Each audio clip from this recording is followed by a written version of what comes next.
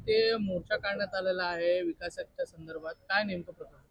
आम्ही हा मोर्चा काढतोय कारण वेळोवेळी झोपडपट्टी पुनर्वसन प्राधिकरणाला आम्ही वेळोवेळी तक्रारी केलेल्या आहेत. कारण इमारत पूर्णपणे झालेली नसताना देखील त्यांनी लॉटरी काढली. लॉटरी काढल्यानंतर विकासकांनी आम्हाला आश्वासन दिलं की आम्ही पूर्ण तुमच्या मूलभूत सुविधा त्या कंप्लीट करू. आज लोक 1.5 वर्ष झाली राहायला आले तरी पण इथे एसटीपी प्लांट चालू नाही. जागोजागी लिकेज आहे, सगळं लिकेज आहे. वारंवार त्याला तक्रार केलं, काय केलं, लोकांचं भाडं पण दिलेलं नाही काही लोकांचं त्यांनी. त्या उपर त्यांनी जे बांधून दिलेलं पूर्ण निकृष्ट दर्जाचं काम चालू करून दिलेलं आहे. आमची 150 लोक बाहेर असून आमच्या प्रोजेक्टमधली त्यांनी दुसरेच 99 लोक ह्या संस्थेमध्ये भरलेले आहेत. त्यासाठी प्रकरण न्यायप्रविष्ट केलेलं, कोर्टात त्याची दाद मागत आहोत. परंतु जी मूलभूत सुविधा आहे, या जी लिफ्ट आहे, आम्हाला संस्थेला हँडओव्हर केलेले नसताना त्यांनी कॉमन पॅसेजचं सगळं लिफ्टचं आणि कॉमन पॅसेजचं जे विजेचं बिल भरायचं असतं ते विकासकाला भरायचं असतं. ते विकासकांनी भरलेलं नाही. ते 16 लाख रुपयेपर्यंत आलेला. 2 दिवसापूर्वी ते 23 लाख पर्यंत आलेला. तर ते टाटा पॉवरवाले काल परवा कटिंग करायला आलेले. 10 दिवस झाले. 4 त्या फेज 2च्या आमच्या 2 लिफ्ट बंद आहेत. मग उद्या ही मूलभूत सुविधा आहे, मूलभूत सुविधामध्ये पडतं ना, नीट आम्हाला फ्लशला पाणी येत ना पिण्याचं पाणी येत.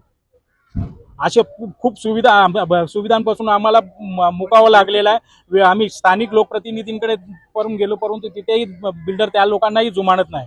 वारंवार आम्ही स्थानिक लोकप्रतिनिधींना घेऊन झोपडपट्टी प्राधिकरणाची आम्ही बैठका लावल्या तरी पण तिथे थूक लावायचंच काम केलेलं आहे. विकासक कुठल्याही प्रकारे जुमानत नाही. त्यामुळे आज आम्ही आपल्याला एक लोकशाहीचा चौथा स्तंभ म्हणून आम्ही आपल्या माध्यमातून प्रशासन तरी खडबडून जागवेल यासाठी आम्ही आपल्याला निमंत्रित केलेलं आहे. विकासकाशी बोलणं झालंय का या संदर्भात? विकासकाशी काय आश्वासन दिलं? विकासकांनी खूप आश्वासनं दिले, त्याचे व्हिडिओ पण आहेत. इथे स्वतः तो बोललेला.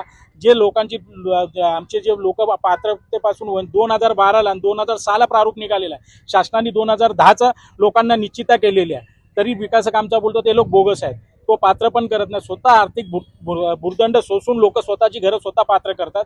त्या लोकांना बाहेर ठेवले. जे प्रोजेक्टमधल्या ज्या गावची लोक समर्थनगरच्या भूखंडावरची ती लोक बाहेर आहेत आणि दुसऱ्याच लोकांना आणि जबरदस्ती तो आता ज्या लोकांना चाव्या देण्यात आल्या त्यांचं 4-4 वर्षाचं विकासकांनी भाडं दिलेलं नाही आणि त्याच्यावरती जबरदस्ती तो स्वाक्षऱ्या लिहून घेतो ऑडिओज क्लिअर करून. पण चेक पेमेंट होतं. आम्ही SRAच्या सहकार विभागाच्या अधिकाऱ्यांना देखील कळवलं आम्ही की बाबा चेक पेमेंट होतं तर आमच्या अकाउंटवरचं ट्रान्झॅक्शन चेक करा. इथे लोकांचं घर पण घेतलेलं आहे आणि त्यांचं भाडं पण नाही. पूर्ण देशोधडीला लावलेल्या लोकांकडे आत्महत्या करण्याशिवाय कुठलाही पर्याय उरलेला नाही.